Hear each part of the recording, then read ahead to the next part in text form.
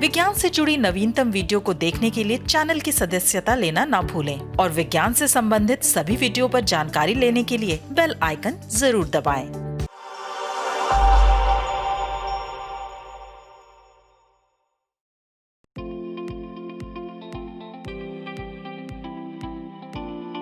जैसा हमने सोचा था, पौधों की प्रतिरक्षा प्रणाली उससे कहीं ज्यादा जटिल है। ये कहना है टेक्निकल यूनिवर्सिटी म्यूनिख के डॉक्टर स्टीफन रैम्फ का, जिन्होंने अंतर्राष्ट्रीय शोधकर्ताओं की टीम के साथ ऐसे पदार्थ की खोज की है जो पौधों में प्रतिरक्षा को सक्रिय करता है।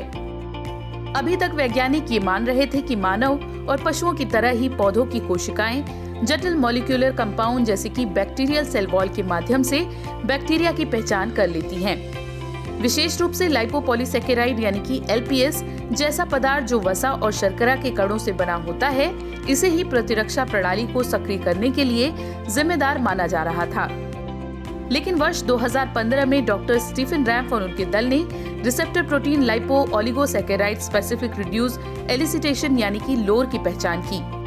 सभी प्रयोगों में पाया गया कि लोर प्रोटीन पौधों में कोशिकाओं के इम्यून सिस्टम यानी कि प्रतिरक्षा प्रणाली को तब सक्रिय कर देता है जब वो कुछ बैक्टीरिया की सेल वॉल में एक LPS मॉलिक्यूल्स की पहचान कर लेता है।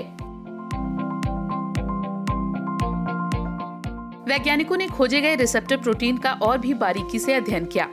उनका उद्देश्य इस बात का पता लगाना था कि किस तरह से लोर अलग अलग LPS मॉलिक्यूल्स की पहचान करता है। इसके लिए वैज्ञानिकों को हाई प्योरिटी LPS की जरूरत थी, जिसके लिए उन्होंने अनेक प्रयोग किए। शोधकर्ताओं ने पाया कि कुछ छोटी फैटी एसिड घटकों वाले LPS नमूनों ने पौधे की रक्षा को गति दी। आश्चर्य वाली बात ये थी कि ऐसे सभी एक्टिव LPS सैंपल्स और इनमें मौजूद मजबूत फ्री फैटी एसिड मॉलिक्यूल्स भी पाया गया। कई महीनों के प्रयोगों के बाद शोधकर्ताओं का दल LPS से फैटी एसिड को अलग करने में सक्षम हुआ। अतिशुद्ध LPS का उत्पादन करने में सफलता पाई तो ये स्पष्ट हो गया कि पादप कोशिकाओं ने उन्हें बिल्कुल भी प्रतिक्रिया नहीं दी। इस तरह से ये सिद्ध हो गया कि प्रतिरक्षा प्रणाली LPS के द्वारा नहीं बल्कि इन छोटे फैटी एसिड्स द्वारा सक्रिय होती है। 3-हाइड्रोक्सी फैटी एसिड्स काफी बड़े LPS की तुलना में बहुत ही साधारण रासायनिक बिल्डिंग ब्लॉक्स होते हैं। ये बैक्टीरिया के लिए बेहद जरूरी होते हैं और विभिन्न कोशिकीय घटकों में शामिल होने के लिए बड़ी मात्रा में उत्पादित होते हैं।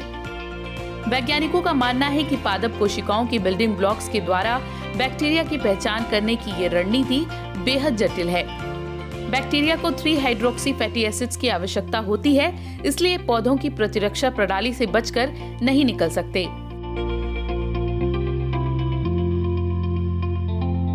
ये परिणाम भविष्य में बेहतर प्रतिरक्षा प्रतिक्रिया के साथ साथ प्रजनन या आनुवांशिक रूप से इंजीनियर्ड पौधों के विकास में मददगार हो सकते हैं। साथ ही ये भी सिद्ध हुआ कि 3-हाइड्रोक्सी फैटी एसिड द्वारा इलाज किए गए पौधों की प्रतिरोधक क्षमता रोगजनकों के प्रति बढ़ जाती है।